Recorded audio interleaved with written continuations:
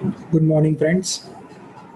So today we'll do one more question, and that is question number 11.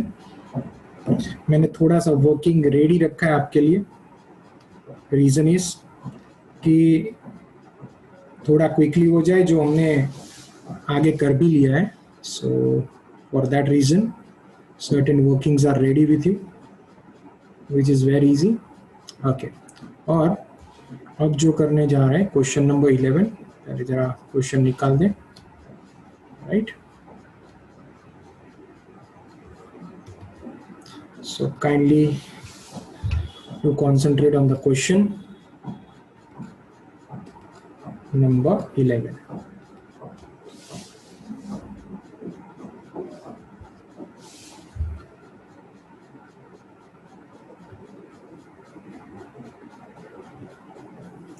ये भी एक अच्छा क्वेश्चन है कि जहाँ पे सिर्फ एक नहीं दो मिस्टेक हो सकती है. 2 mistakes can happen. तो नंबर 11, prepare balance sheet and P&L for the year ending 31st March 20. तो balance sheet is ask as well as P&L, तो एडिशनली पूछा है, पर नॉट टू वरी, छोटा सा P&L बनाए. What is given now? Capital is given 4 lakhs. So now see, if the balance sheet is asked, then obviously capital तो जो है वही रहेगा. So we first put the capital into the balance sheet. तो capital कितना? 4 lakhs, right? Which is given. Okay. Next, what is given? Working capital is given. तो वो तो obviously balance sheet में नहीं आएगा. You can understand. मतलब current asset minus current liability ऐसा net करके नहीं लिखते हैं. We write them separately. Bank overdraft definitely part of the current liabilities. तो करंट लायबिलिटीज में will mention bank OD how much 30,000, right. तो ये 90,000 कैसे है? That is the balancing figure, और वो थोड़ी देर में पता चल जाएगा. मैंने बताया ना कि सर्टेन चीजें मैंने लिख ली है. तो 30,000 that is the bank OD. चलो आपके लिए ऐसा हो तो ये 90,000 हटा देता हूँ, राइट. तो 30,000 we have written, right. Next, what is given? There is no fictitious assets. Fictitious assets नहीं है, मतलब asset side we have only 2 things, fixed assets and current assets. In current assets there is no assets other than stock, debtors and cash. तो current asset में भी सिर्फ 3 चीजें हैं. कौन कौन सी चीजें हैं? Stock, debtors and cash. तो ये भी हटा देते हैं यहाँ से.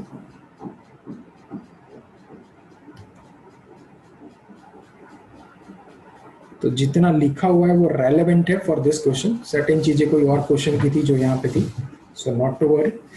चलिए, तो ये 3 लाख कैसे आया वो अभी तुरंत समझ में आ जाएगा. बट करंट एसेट्स में 3 चीजें हैं, stock, debtors and cash, right. Okay, what is next? Closing stock is 20% higher than opening stock. इसका मतलब क्लोजिंग स्टॉक जो भी होगा it is 20% higher than opening stock. तो यहाँ से कुछ याद आ जाना चाहिए तुरंत कि भाई क्लोजिंग स्टॉक भी होगा and as well as based on closing stock we can get opening stock. तो जब स्टॉक टर्नओवर रेशियो आएगा तो विदाउट एनी फेल्योर याद रखना कि वहां पे एवरेज स्टॉक लेना होगा डिनोमिनेटर में, क्योंकि ऑलवेज वहां पे कोई भी टर्नओवर रेशियो होता है we used to take average पर subject to availability of it. तो यहाँ पे क्लोजिंग है, उसके बेस पे ओपनिंग भी ढूंढेंगे, तो obviously will consider average stock of it.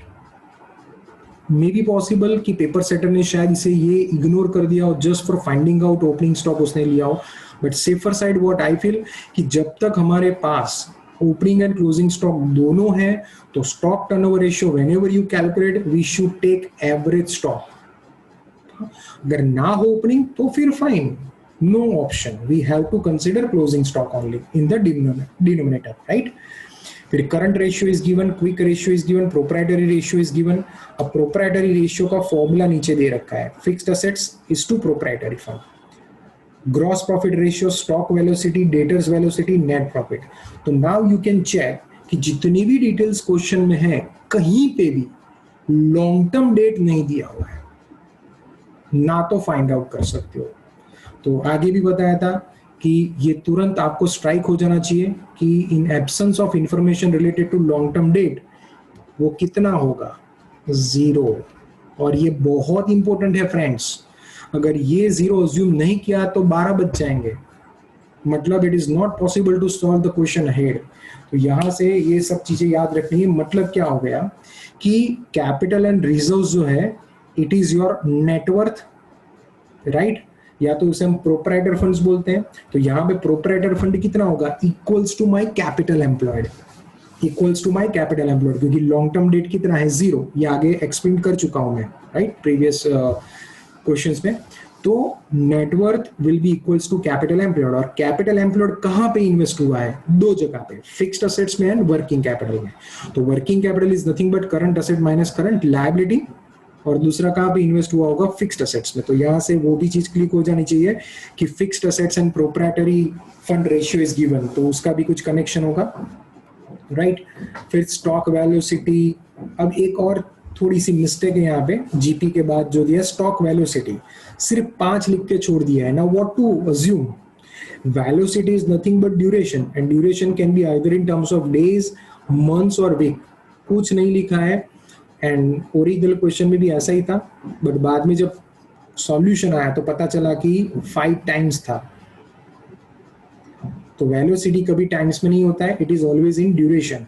तो ये स्टॉक वेलोसिटी नहीं है, पर स्टॉक टर्नओवर रेशियो है। क्या है ये, this is stock turnover ratio, याद रहेगा ना। तो ऐसा थोड़ा कई बार मिस्टेक हो जाता है जो हमारे लिए तकलीफ वाला है, but still we need to take judgement. हाँ, तो करेक्शन कर लेना आप भी, this is stock turnover ratio. Debtors velocity and net profit which is 10% of the capital employed. तो मैंने नीचे नोट भी लिखा ही है कि stock velocity is given equals to 5, but it is not specified whether it is in terms of days, months or week. So it is assumed as stock turnover ratio and accordingly calculations are made. बराबर है। चलिए, तो अब सबसे पहले कहाँ से शुरू करेंगे, वर्किंग कैपिटल इज गिवन, और वर्किंग कैपिटल रेशियो जो हमारा है दैट इज करंट रेशियो, तो वो भी दिया है, तो वहां से शुरू कर देंगे। इसीलिए थोड़ी सी चीजें मैंने लिख ली है कि ज्यादा टाइम ना बिगड़े आपका। So current asset minus current liability equals to working capital. Current ratio 2.5 to 1 है तो 2.5 current asset हुआ, 1 will be current liabilities, तो 1.5 is my working capital. तो 180 working capital divided by 1.5 will give you 1 portion. आगे हम ऐसे ही continue कर रहे हैं सेम सीक्वेंस में। तो current asset will be 120 into 2.5, तो will give you 3 lakhs. Current liabilities will be 120 into 1, this will be 120, right? ये आ जाने के बाद हम क्विक रेशियो भी अप्लाई कर देंगे, right. And they have said that current asset includes only 3 elements, stock, debtors and cash. मतलब prepaid expense है ही नहीं, तो फिर फॉर्मूला में लिखना भी नहीं है। तो quick ratio that is equal to current asset upon minus stock upon current liabilities, right. तो 2 equals to current asset which is 3 lakhs minus stock upon current liability. With this we'll get stock also. पर ये कौन सा stock आया, this will be closing stock जो balance sheet में लिखेंगे, right. तो यहाँ से बहुत सारी चीजें मिल गई। एक तो करंट एसेट मिल गया जो यहाँ पे लिख लिया 3 lakhs, करंट लायबिलिटी मिल गई 120 की, वो लिख ली। बैंक ओवरड्राफ्ट 30 है, तो ऑब्वियसली बाकी की करंट लायबिलिटी समझ में आ गई कितनी है, 90,000। Hope it is understood. Closing stock लिख लेते हैं कितना है, 60,000 का, राइट। क्लोजिंग स्टॉक का दूसरा इफेक्ट आ जाएगा अपने ट्रेडिंग अकाउंट में यहां पे,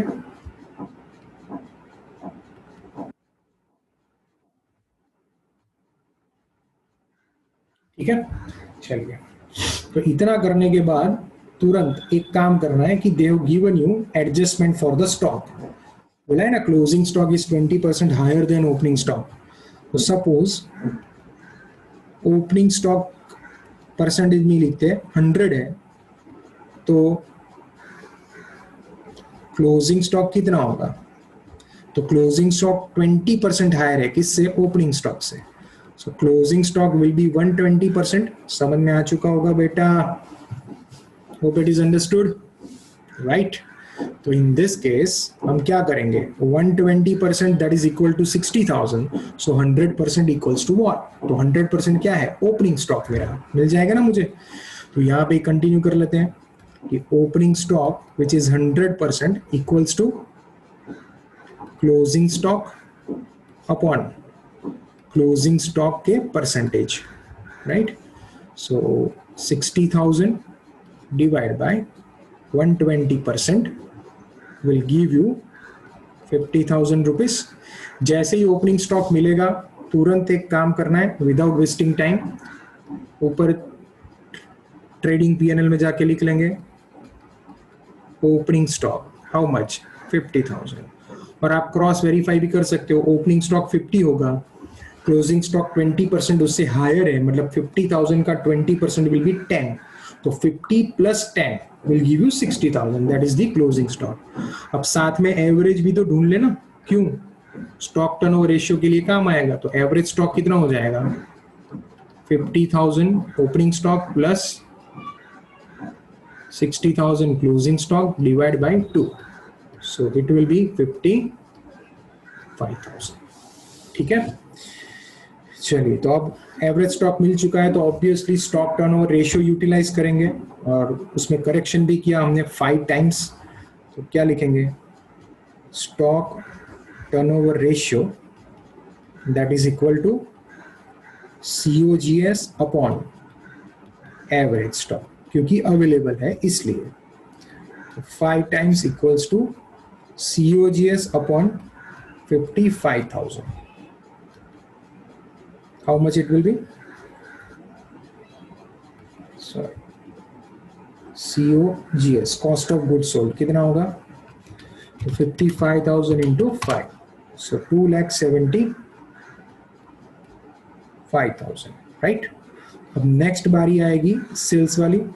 sales minus GP will give you COGS। Sales always 100% assume करते हैं, GP गिवन इज 20%, तो 20% माइनस कर देंगे इसमें से, so will give you 80% which is COGS। तो 100% मतलब सेल्स ढूंढना हो तो क्या लिखेंगे? Sales equal to COGS amount upon COGS के परसेंटेज। कितना है? 2,75,000 डिवाइड बाय 80%,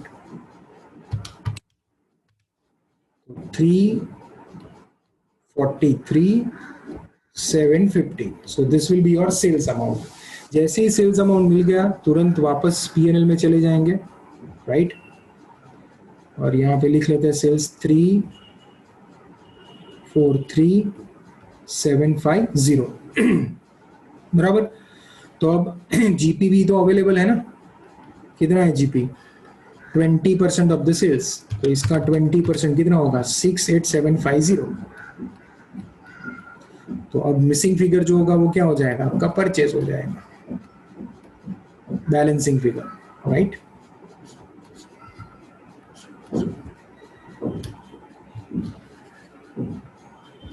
करेक्ट। चलिए तो कर लेते हैं 343,750 प्लस 60,000 माइनस 50,000 माइनस 68,750। तो परचेज आ गया आपका 2 लाख, अलग पेन से लिखूं तो याद रहे, मिसिंग फिगर है 2,85,000।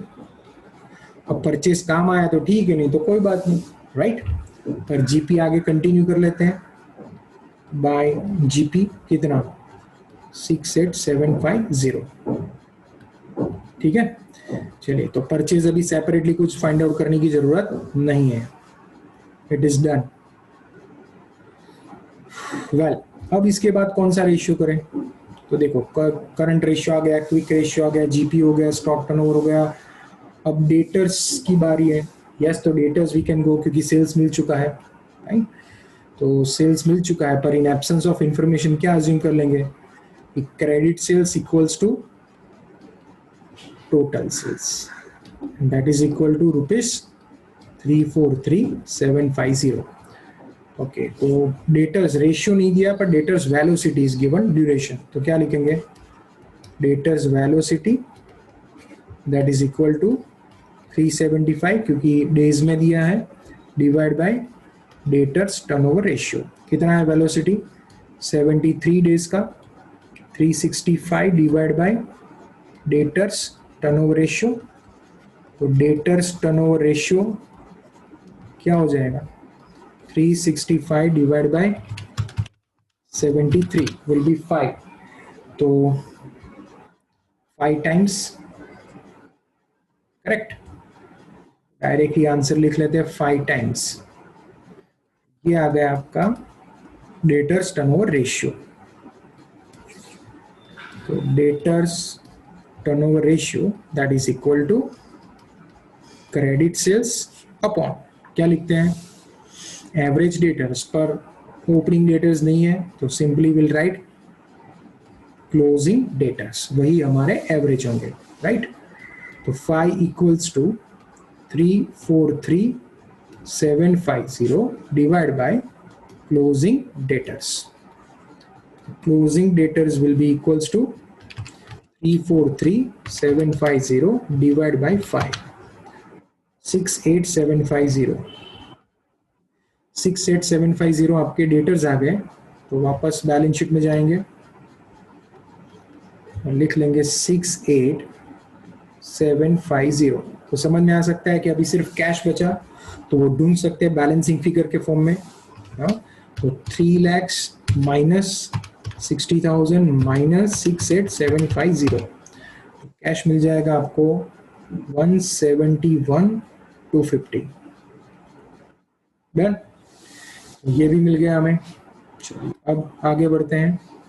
अब क्या करेंगे, कौन सा बाकी बचा, एक तो नेट प्रॉफिट रेशियो है जो कैपिटल एम्प्लॉयड पे डिपेंड है, राइट। पर कैपिटल एम्प्लॉयड तब तक नहीं मिल सकता है जब तक हम रिजर्व सरप्लस ना फाइंड आउट कर दे। और दूसरा रेशियो बाकी है fixed assets to proprietary fund. तो ये इजी हो जाएगा यहाँ से शुरू करना कि इन एब्सेंस ऑफ इंफॉर्मेशन, याद है ना कि लॉन्ग टर्म डेट जीरो जिम किया, that's why proprietor fund is equal to capital employed. और कैपिटल एम्प्लॉयड दो जगह पे इन्वेस्ट हुआ होगा, फिक्स्ड एसेट्स में एंड वर्किंग कैपिटल में।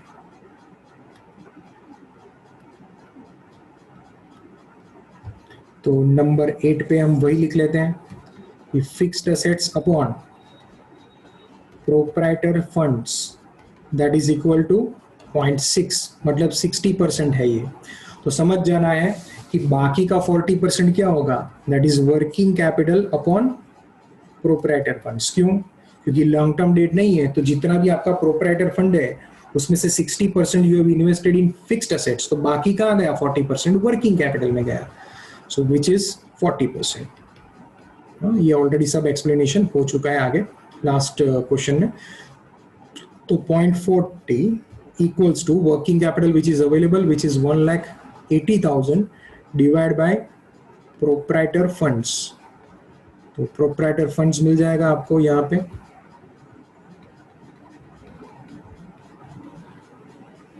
कितना, तो 1,80,000 डिवाइड बाय 0.4 कितना होगा, 4,50,000 मिल गया।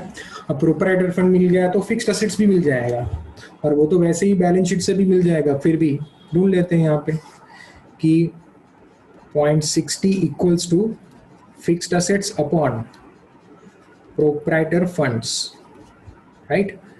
तो प्रोप्राइटर फंड्स कितना है जो अभी अभी ढूंढा, 4,50,000, right. So therefore fixed assets will be equal to 4,50,000 into 0.6 will be 2,70,000। तो आ जाते हैं पहले ऊपर बैलेंस शीट में, तो यहाँ पे लिख लेते हैं 4,50,000, राइट। तो obviously 50,000 will be the balancing figure, यहाँ पे आ जाएगा ये बैलेंसिंग फिगर मिल गया। ओके, अब एक चीज जो मैं बताना चाहता हूँ कि आपको पता ही है कि लायबिलिटी साइड कंप्लीट हो चुका है। देखो प्रोप्राइटर फंड आ गया, long term debt zero, right, and current liability. तो ये सबका जो टोटल होगा 4,50,000 plus 120, so this will be your liability side which is 5,70,000। यहाँ पे भी आ जाएगा 5,70,000। So find out the difference, 570 minus 3 lakhs कितना आया, 270।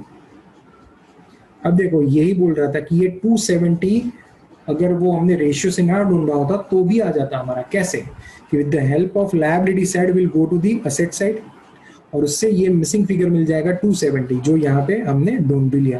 देखो आ गया आंसर।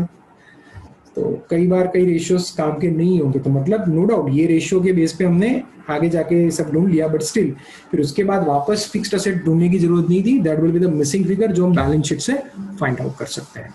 करेक्ट।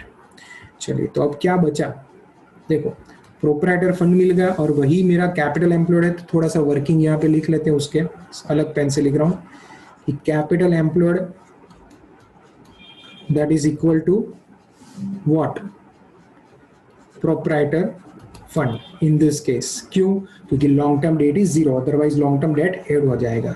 तो कितना है वो 4,50,000, बराबर ना। और प्रॉफिट कितना है बताओ, चलो उन्होंने बोला है प्रॉफिट कितना होगा,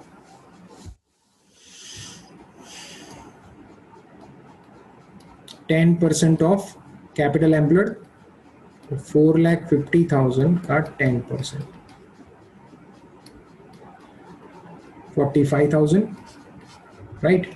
तो बैलेंसिंग फिगर क्या होगा, expenses, other expenses, balancing figure तो 68,750 माइनस 45,000, 23,750। कोई टेंशन नहीं। अब ये प्रॉफिट जाएगा बैलेंस शीट में और कहां पे ऐड हो जाएगा, रिजर्व सरप्लस में। तो आप गलती मत करना, वापस मत ऐड कर देना 50,000 में। 50,000 is my reserve and surplus. तो ये रिजर्व सरप्लस कौन सा है, क्लोजिंग। तो इसमें क्या क्या चीज आ गई, ओपनिंग मतलब जो पास्ट ईयर के एक्यूमुलेटेड प्रॉफिट्स थे वो, प्लस करंट ईयर का प्रॉफिट भी ऐड हो गया। तो करंट ईयर का प्रॉफिट कितना है, 45,000, so that is already added in this. तो मतलब ओपनिंग बैलेंस कितना होगा, 5,000 का। तो बाइफर्केशन दिखाने की जरूरत नहीं। कई बच्चे क्या करते हैं, इधर 45 आने के बाद उधर ऐड करते हैं। जैसे उधर ऐड करोगे तो ऑब्वियसली बैलेंस शीट पूरा हिल जाएगा, गलत हो जाएगा। So that you need to remember friends, कि वो गलती नहीं होनी चाहिए आपसे, right. So that is inclusive of this 45,000, क्योंकि क्लोजिंग बैलेंस शीट है तो ऑब्वियसली ये प्रॉफिट वहां पे चला ही गया होगा, राइट। चलिए और कुछ बाकी क्वेश्चन में,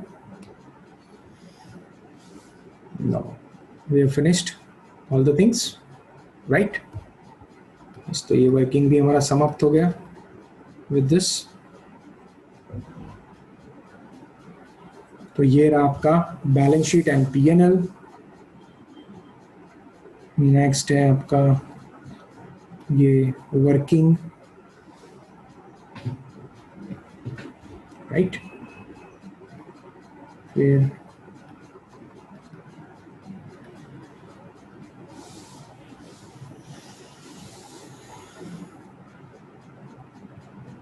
done.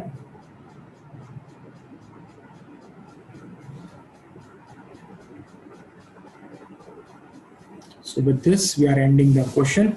Thank you. Bye-bye. Take care.